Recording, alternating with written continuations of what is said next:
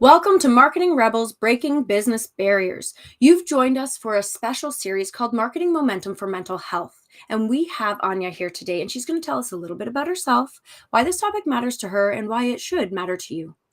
Anja, welcome to the show again. Thank you. Thank you so much. I'm so excited to be here. So, for those who don't know me, I'm Anja.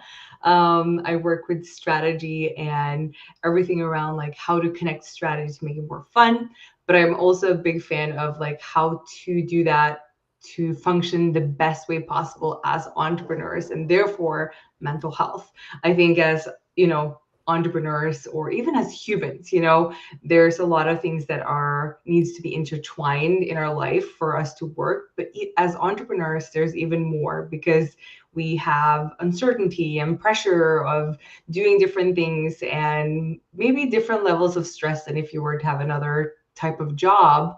And so having a strong or mental health, I don't know if you can say strong mental health in English, but having a strong mental health, I think is really important. Having good mental fitness, I'm going to use that word, mental fitness, I Love think that. is crucial for entrepreneurs to not just succeed in their business, but in their life, to have a balanced life.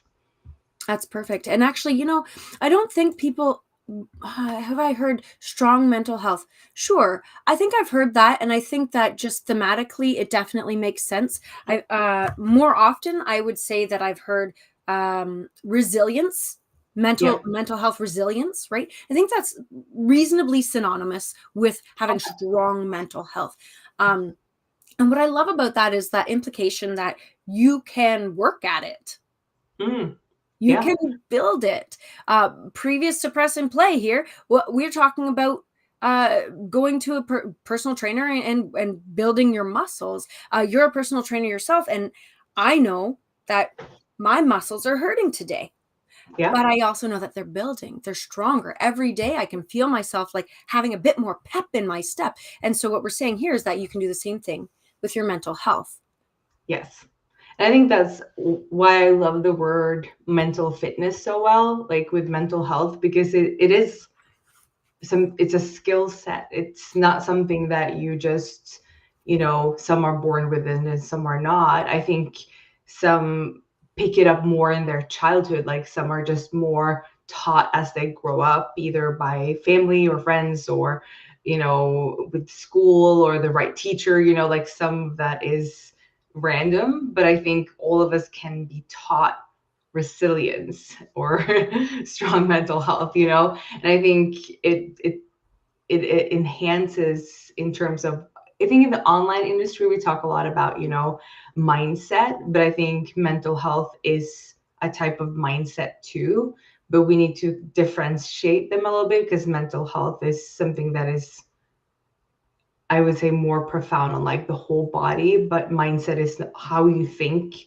But there's also clinical things within, mental health that are clinically different brain things that you can't really do anything about, that you might need medication for. And, like we need to have, what's it called? Like, You need to differentiate the two, thank you. but acknowledge that they are partners. Yes. I would say, and this is just me kind of spitballing, ideating, mindset and Mm, establishing, working through your any sort of mindset stuff that we hear a lot of coaches talk about, because remember everyone, mindset work, it's a buzzword right now. It's founded in neuroscience. It yes. really has to do with the connectivity in your brain, all of the neurotransmitters, the chemicals, things that are going on in your brain. It's very much brain body hard science Yeah. with a fluffy word called mindset, but it very much is hard science. So mindset is more of the preventative measures. How Hmm. can we maintain what we have, create a solid foundation for growth? Mental health, when you have mental health, when your mental and emotional space is healthy, Mm, um, that's great. We want that. You can maintain that better with a good mindset. there are going to be additional layers, variables that can impact your mental health, both Yes. clinical and circumstantial. Mm-hmm. But having that mindset, having that ability to really establish resilience as an underlying layer or foundation will Yeah. support you through the inevitable downtimes that exist within the structure of your mental health. Does that make sense? Yes. That's exactly what I was trying to say, just Yeah. better words. Yeah, I feel like this is where Anja and I, we're gonna get together and we're gonna actually like you implanted the idea. I blew it up with way too many words. Way too many words. And now we're gonna have It's to hunker down and copyright the ish out of that thing to make it concise because that was wordy. But I think we've got the message. yes. And I think like that's where it's at, like I'm a big believer like we are responsible for our own lives, which talks about resilience, right? So like when bad things happen or when things are not working the way that we want, a lot of things like the variables that you're talking about might push us back. Like I had a time in my life where I was really sick. Like I was very sick and I was trying to get back on my feet while people didn't believe that I could do the things that I wanted to do because I was too sick to do that physically and mentally.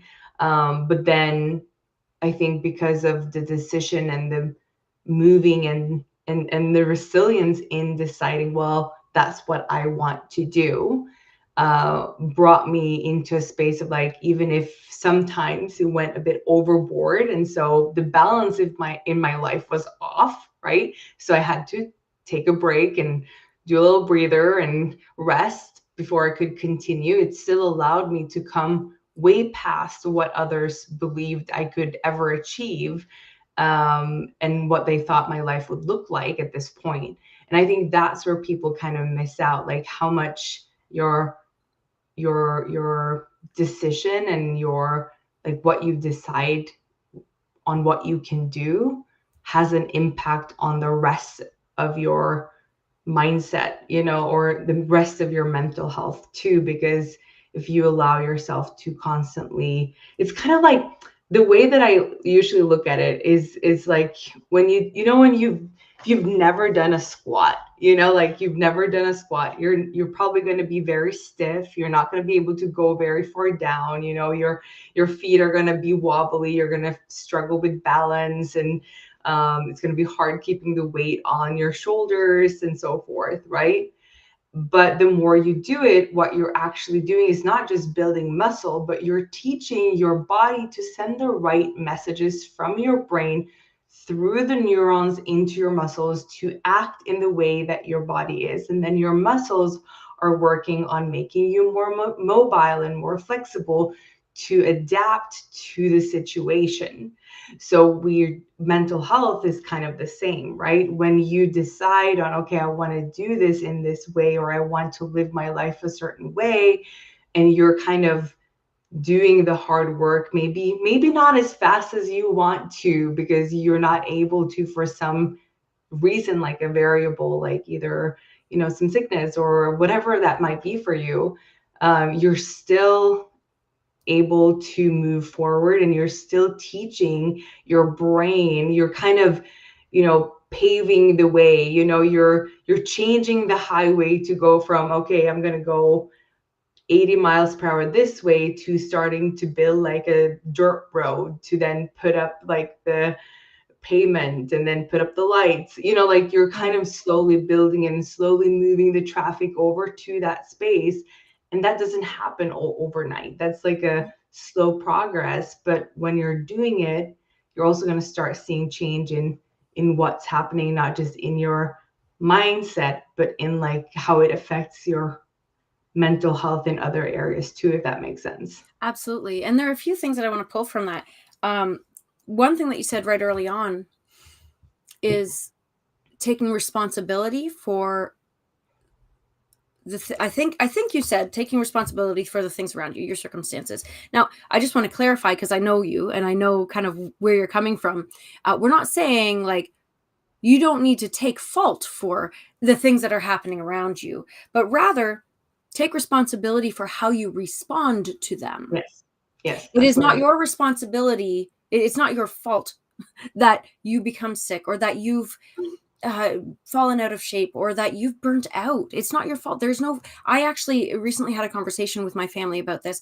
No finger pointing allowed, because that mm, doesn't help anybody. There's no fault, because as soon as you start getting to the blame game, nobody wins. What we're going to do is we're going to take responsibility for the circumstances that are around us by making better choices moving forward. yes. Informed, aligned, intentional choices moving forward. And so if you notice, hey, you know what, I noticed that I personally, I would get so caught up in things, hyper fixate on it, and be like, I want to do the thing. I want to do the, yes, we're going to do the thing. And then I burn out. Now Right. this doesn't happen very often anymore, knock on wood, but Mm, it happened pretty frequently, especially in the beginning of my journey as an entrepreneur, because I got so mm, excited. And yeah. so over time, I was able to work out, how can I take responsibility for my own mental health? And what did that look like? Simplify, Mm, pare things down to the basics. I yeah. love the concept of the one thing. I love the concept of 90-day or 12-week planning, because then you are able to really divide things out and reverse engineer what's going on around you. When it comes Mm. to your mental health, acknowledging and accepting the fact that you've only got so many spoons, so to speak, those proverbial spoons. Um, knowing that, and then just saying, okay, I think I'm going to celebrate the fact that I had a shower today and I Mm, responded to 5 emails, instead of kicking myself for it, because I know that if I rest today, I'll have way more spoons tomorrow. And then I'll yeah. be able to hop on those calls. I'll be able to serve my clients or complete that project. Yes.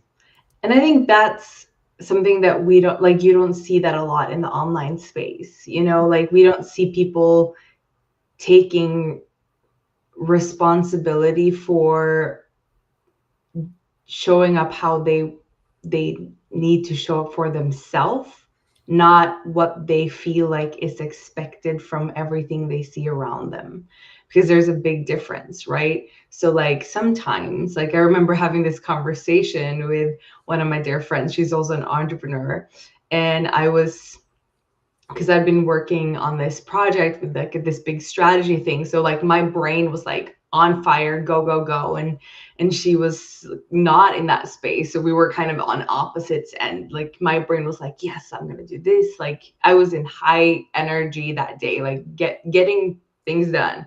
And she was just like, I feel like so drained, like maybe I shouldn't talk to you because Mm. you will be smitten by me. And I was like, what? Yeah. No. Like, what are you talking about? Like, everyone has different days and different seasons. Like, you don't have to feel bad because I'm being productive today and you need to rest. Like, what did you do yesterday? And then we talked and she was like, well, I did all these things yesterday. And I was like, well, yesterday I watched a whole season of FBI. And so, like, and so she was like, wait, you did? And I was like, yeah. So therefore I have more energy today and you have less energy today. Like, it doesn't always have to be equal. And balance doesn't have to look similar. Like, with a lot of like my clients, like they ask like, well, how do you plan out your, how do you do that, how do you stay on top of everything? And a lot of times I can show them, but I don't do it very often, because usually that's after we work together for like at least half a year to or longer, Yeah. because I want them to find their way first, because it's so important to find out how you need to be balanced. Like, how much free time do you need? Do you have kids that you need to take care of and Hmm. be present with? Like, I don't have kids, so like that doesn't take time out of my day. Like, that is a huge responsibility that I don't have. Like, and then other people want to wake up at 5. I cannot wake up at 5. And so like It's a there's, hard pass for me too. variations. Yeah, right. So there's variations of like, are you a morning person or are you an like evening person?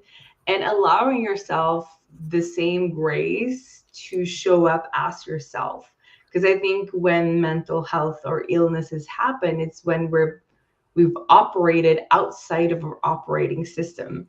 I don't know if Right. you've gotten this, but on my computer, I'm not a big fan of Windows 11. I have a computer, not a Mac, but I am not a big fan of Windows 11. Probably shouldn't say that too loud in case like the robots take over or whatever. But I just like the outlay, like the UX outlay of Windows 10. So Right. I was very slow in adapting. But at one point, my computer was like, if you don't upgrade, it won't function very well. Like it's going to be much slower. And I think that's because everything, like all the things that you're using every day, is now operating on another system than you are on. And so Right. you're then not, you're kind of like the odd wheel out. So you're not working with the flow, you're working almost against the flow, Hmm. if that makes sense. It And does. I It think, absolutely does. And it's so often that we get caught up in that. Just the concept of, well, they're doing it. You start playing that comparison game. They are yes. not you. I've preached this and preached this over and over again. I used to shout about when I was just doing conversion copywriting. I would Mm, say, stop doing copycat copy. They're not mm, you. You're not them. It's not going to work the same way. It may be similar, maybe, but for how yeah. long? How long can you maintain this facade before something inevitably goes wrong? And you have Yeah. no one to look to but yourself to take responsibility for that and make the necessary choices to work more in alignment with what's going on. That means that if you've taken on too much, start taking on less. If Yes. you know that your flow, this is something that we've talked about in other conversations as well. If you know that your rhythm is such that in the wintertime, your energy is really low. This is normal, by the way. This is Mm, totally normal. Your energy dips in the wintertime. Maybe don't do so much. Maybe if you're a woman and in your monthly cycles, you have ebbs and flows in your energy, which is normal, work yeah. with it, not against it. Yeah. Lean into the restful stages and then friggin' amp up when you're in the amp up stages, right? And let it be okay. Yeah. Accept that, embrace that. And I think we don't talk about too much because we're putting a lot of pressure. I Mm. know for me, like I think I did a workshop because I both me and my husband, we are very high achievers. And so a lot of time we both are like we want to achieve so much that we forget both like, okay, well, how can we be spending time together because we're tired, when we're done, Right? we're just too tired to want to spend time together because we're just like, well, let's watch TV, like let's just get off, or let's Check just it. make some fun food, or and we've had like we do fun things, we travel a lot, like we do a lot of things that people are like, but you do so much. Yes, we do so much because we don't have kids and we're able to do that, but then most of our days we're actually quite tired, or at least I am, when we're working full time, or at least when I was studying 100% and working full time Right. in my business. So I was 200% almost for almost 3 years doing that. And I think going from that like space of like, okay, I need to perform for at least like 16 hours a day, like that's a lot of time where you have to be on and perform and do well, and also wanting to do your best and wanting to please everyone, like that shifts a lot of your attention from not necessarily being the best. And I think Right. that's what creates that burnout that we're talking about. And one of the things that I realize is very often if you start if you're like taking the blaming, like you call it the Finger pointing the finger, pointing or the blame finger pointing, game. Yeah. blaming game off the table, and you're just being curious, you can also find your biggest strength in your biggest weaknesses. So for example, for us, we like people pleasers usually want to connect with a lot of peoples and want really deep, meaningful relationship. But then when we go overboard, we begin to please everyone because we want to be liked, because we're Right. not feeling. So it's like figuring out like where your triggers are can sometimes actually help you create balance, because you're being aware of, okay, where am I actually, where's the strength actually tipping over to being more of a weakness, or where the achiever becomes more of a controller because you need to get your whole to-do list done Mhm. in that Yeah. one day, instead of like giving yourself grace, or like scheduling them out throughout the week, or sortating them on what's actually really important for the goal that you're like going to achieve that day. Like Yeah. there's so many things that you can do, but being aware of that, I think there's a fine line between when it's a strength and when it kind of tips over to when the balance is off. You know what I mean? Yeah, Like there's absolutely. Well, because you see all sorts of people in the past, being a perfectionist was a badge of honor, but now you see a lot of people saying, I'm a recovering perfectionist, because it has tipped the scales. Now it's become a problem, and it's actually an obstacle in my way that's preventing me from achieving my goals.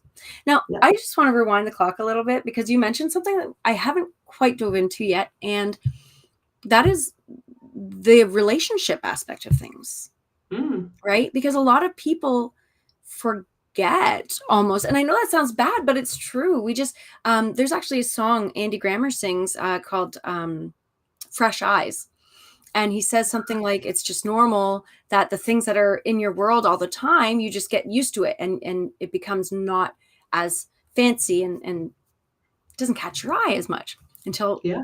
until in this case, it walks in a black dress with a slit up the side, and then you're like, oh, fresh eyes, I Yeah. forgot that I was supposed to be paying attention to this. And I think this is really important, because you get caught up in Mhm, getting your degree, in getting your business off the ground, and making those connections, and doing all the things, mhm. and then you forget about the things that bring you joy, like your Yeah. relationship, or your hobbies, your Yeah. children, if you have them, your pets, anything, all those things. And it becomes the opposite of what we just described about the something possibly positive over, like, tipping over into something negative. It becomes almost the opposite, because people often think, well, but if I focus on making a date with my significant other, or if I take my every evening off to play with my kids, or any of those things, well, I'm going to get behind. Oh my goodness. Well, the fact of the matter is, and I mean, I can't give you the citations, but I know the studies exist whereby, Mm. if you take that time to paint the picture, to go for the walk, to snuggle, right? Yeah. The little everyday things, not the big trips you just described, Anya, that your friends Yeah. have noticed, those little everyday things, you're going to have more energy. You're going to have more focus, more intention, more passion to do the things that you feel like are needs, to do the things that have got to get done. So it seems counterintuitive that to take that time away would be more productive, but it's true. Yeah. And I think it's because we forget, like, I think we just so often we need to categorize things. So Right. we're like, well, work is important because it gives me this feeling of worth, or this money, or whatever it is, passion, or and then so you put that into this box, and then you're like, well, I want this, and this, I like this too, but if I have more of this, I can also have more of this. So therefore, I need to focus here to get the other things. But then a lot of times, or actually a lot of studies show that when we are with a community, or like when I stopped studying, because I was finished studying last summer, I was like, what the heck do I do with, like, I Yeah. had so much time on my hands that I was like, how I didn't want to fill it with work. So I was like, what am I gonna do with the time? Like there's a lot more time in my day. Like what am I gonna do with that? Yeah. And so I think figuring out, like, well, what are some things that excites you, and testing them out, because if you've been in like a working kind of mentality, even if you're very passionate about it, I think having room to be creative and playful, and not having to get paid for it, allows our brain to be more intuitive and be more in a space where it can kind of relax in a different way, and it kind of overlaps with what you're doing. So by doing that, you are actually able to do your work faster. Usually you're able to concentrate and be more micromanaged when you do work. So by having more free time, a lot of times you're able to be more focused and get more things done. Not that you should do that to get more things done, but you get what you need to get done faster so that you can have more time, right? That's And great. so I thought that was very interesting. And I I just want remember, to tap into something though, Anja, because this is really cool. Because what you're just describing, it also like the fun part of it becomes a habit. And what's yes, cool about that, especially for you, I feel like, is that then that habit of playfulness, curiosity, and fun seeps into those to-dos, your business, right? yes, Your studies, all of that jazz. So you're then able to make work fun, yeah, which is crazy because that's not only good for you, like as in on a personal level, good for you. It's good for you on a professional level because that actually really helps you to connect with your audience, to build a community, to actually establish yourself in a way that makes you irresistible because you're cool. People want to hang out with the cool. You're fun. You're a good time. I want to be with you. And you can't get there if you're not feeding yourself that fun on your own terms as well. yeah. And I think, very often we think, or at least for me at one point, I was like, well, everyone's doing all of these things, so I need to do that to do fun. But then I realized like fun for me is like silly things. Like, I don't know, like right now there's been like a snowstorm, and like all of it was first raining, and so I don't know, like if I might just be weird, but like I was like, I love being able to now as an adult walk outside, find some water that has been ice and jump on them, because Yes. then the ice cracks. I love it. I understand why kids love doing that, and I know exactly where to go where the kids haven't been before, because I'm an adult, so I can go there by And myself. if you're an adult who doesn't like breaking that thin ice, if you say that, I don't believe you. I don't believe you. Not a chance. I have to restrain myself when my kid finds it from like being like, no, that one's mine. Because come have the fun. So yes, Yeah. absolutely. Absolutely. I don't But think it's weird at but it's all. like those things that that you, because you're supposed, we grow up really fast. If you think about it, you're an adult from you're like, I don't know, like 25, some before, but let's do 25 till like you die. That's a long time to be an adult and be responsible. And Yeah, so you need to have some of that childish fun playfulness in your life. Like you can have that without being childish. Like that's two very different things. absolutely. That sounds like joy to me. Just like I'm still caught up in breaking this ice. In my mind's eye, I'm like, oh man, we've had our fall spring almost every year around February. We get our fall spring, right? Yeah. And so the ice is all melted, and I can't play. And I haven't even been able to build my snow fort yet this year. But Oh, those things feed into all of the things that we do in our life and business. yeah. So, what would you say then is like one of, I'm going to call it a tip or a trick, I don't know, some of the insights that you have into incorporating fun, curiosity, playfulness into your day to day as a business owner in particular, um, that will help to establish, work the muscles, so to speak, of that resilient mindset? It's a very loaded question. I know. I'm I was always like, asking "Ooh, big that's questions. like summarizing or last 30 minutes." Okay. I And there's think, no pressure because this is a space, that's the whole point. And I want everybody to know that this is a space where there's no wrong answers. Your no, experiences are valid and we are all in it together. Yes. No, I love the question. I think when we're building the muscle, it's important to start with one aspect of your life that you want to find more balance in first. So, like, if that's you finding, like, okay, I'm struggling with depression, like, maybe I'm going to do an example because that will be easier for me. So, when I struggled with depression, I would probably, I used to make I would choose to do something that would make me happy every day. And I would go out of my way to find those things. So, like, um figure out what that was, because that wouldn't be the same every single day. One day it could be like, okay, I would go and buy myself a cup of coffee, but another day maybe that would be sitting outside in the sunshine reading a book. Like, it could be very different things depending on what I felt like I needed to recharge.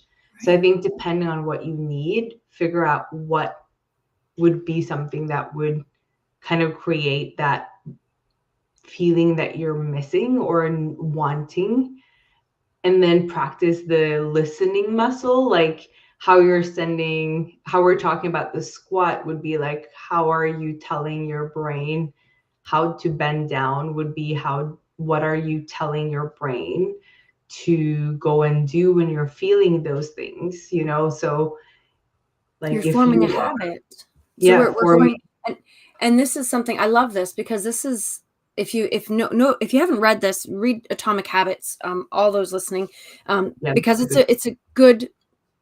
it's a good place to start, because what you're describing, Anya, is that idea of that small thing. Now, we're not saying, oh, we know that going for a jog will make me feel bad. Do not do that. That is way too big. You're going to get, I mean, hey, listen, if you get out the door and you start jogging, awesome. Pat yourself on the back and throw yourself a party. But chances are, I know I wouldn't. Listen, I'd get my shoes on, walk out the door and be like, well, that was fun. And be done. But then I get to celebrate. So it's that Yeah, little thing. It's the one thing, small. Don't make it hard for yourself. yeah, Something I saw online, and I think you'd appreciate this, Anya, is start looking for glimmers, and yes, to add an extra layer. And glimmers, by the way, glimmers are just the little things that when you look at something. I did this morning, um, when I saw my mug. So this is one of my favorite mugs. Life is a story. Make yours a bestseller. I have oh, more mugs than I know what to do with. But every time I see this one, I just go, oh, yeah, I'm gonna make mine the best seller, and I get all like, ugh, it's silly and yeah, it's little, but it made me happy. That's a glimmer. And so, like, it could be, when I was walking the kids to school, I noticed that one flower had all its petals still on somehow, despite the winter. Well, that's nice. Or so, I walk into my kids' room and my childhood stuffed animal is lying on their bed. Oh, that's sweet. Something like that. Very just little things. My husband brings me my coffee. hmm, Those are the glimmers. You can take it a step further. And I've seen a few people do this actually. They start taking pictures of their glimmers and they create a yeah, folder.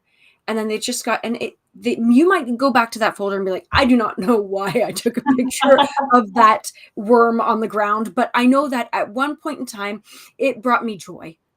And so then yeah. you can go back to that and remind yourself, wow, there are a lot of really special things in this world. And it trains your mind to look for it. Yes. And I think that's like where you want to be, is like forming those micro habits and those neural pathways. And I think depending on like where you're at, it depends on how deep you want to go, right? So, like, there's a huge difference between like I'm feeling a little blue today than Right. having clinical depression. Like, there's different levels of what support you would need in terms of those. But I think what you always can do is figuring out like how can I take responsibility for my own well-being today? Like, what can I do for me to make my life better today? Like, if that's, sometimes my mom used to have this saying when things were a little tough as a child. Like, she would say, well, just go outside to the world for 5 minutes and come back. and you've experienced the world for Yeah. today, like, and I thought that was really funny because it's like, well, you don't really see anything new, but it's just kind of a change of scenery or a change of something that shifts something. Yeah. And for some people, that's more than enough of what you're able to do. Maybe you just make it outside and you just go inside and you're outside for less than a second, and that's a win for you. But I Yeah. think that, like, that's the thing. Like, And you're that was allowed to your, celebrate that. yes. Yeah, And absolutely. that's I love that. important to celebrate, you I mean, know? even if your thing is you're lying there in bed and you can't get out of bed, it's one of those times. You can still look for glimmers there. I imagine, like, you look at your window and, oh, the sun peeked out. Mhm. Wow, that's great. You've done it. Celebrate, right? Yes. Oh, I look over at my bookshelf and I go, oh yeah, I own the entire Harry Potter series. That's pretty killer. I love Yeah. that. Yeah. I can I do that celebrate that. too. Just any little thing. You don't even need to leave your bed if you don't, if it's not in the cards for you that day. I love Yep. that. That's perfect. Now, I want to invite you, Anja, to share some final thoughts because I know we tackled a lot of different topics today. But any final thoughts, cherry on top, something you'd like to leave everyone with at the end of this conversation? Sure. So I think if there's anything that I would like you to take away is that even though, like, entrepreneurship can feel tough sometimes, I challenge you to find some small glimmers of where you can find some fun or some joy in that, in your day, to make it more balanced in the sense of how you want to build your life, because your life is way more important than what you do. You are more important than what you do. And so if you're in balance, the rest is going to fall into place. And the rest is not just going to fall into place, it's going to fall into place where you need it to fall into place. And if you trust that and you move in that, a lot of magical things, I believe, is going to happen. So I think that's like my final words. And if you ever want to connect with me, you connect with me on Instagram. I think it's down there, Anja Consults. And Yeah, if you and ever want, it's in the yes, show notes too. You can perfect. find it. And if you have any questions or you want to discuss anything that we've talked about today, feel free to connect with me and send me questions. I would love to chat with you more. And yeah, I'm just really grateful that you're here and that you're wanting to work on this with us, because I think that's something we were all working on constantly. It's not something that's new, That's right. So thank That's you. right. I love it. And I mean, it's important to remember that we have a community around us. And I'm going to just like drop this one in there, is that Anja actually has a really great community. You're going to want to reach out to her to talk to her about that, because this community is going to support you in a very well-rounded way with your marketing, with your business, and with you as a person. So if you want to have a conversation about what that community looks like, and I suggest you do, reach out to Anja at Anja Consults over on Instagram. Send her a message. She's sweet as pie. Honest to goodness. You'll regret it if you don't reach out. Now, with that, remember that we have a lot of different conversations happening over the course of this week, and I want you to make sure you don't miss any of them. Because if you miss one, look what you would have missed. You don't want to do that. So follow, like, subscribe. Make sure you get the notifications that tell you what's coming up next, because you do not want to miss it. With that, I hope you have a great rest of your day. Make sure you look for the good. That's a Jason Mraz one, but that's all right. We're hitting all the good, happy feeling songs. See you later.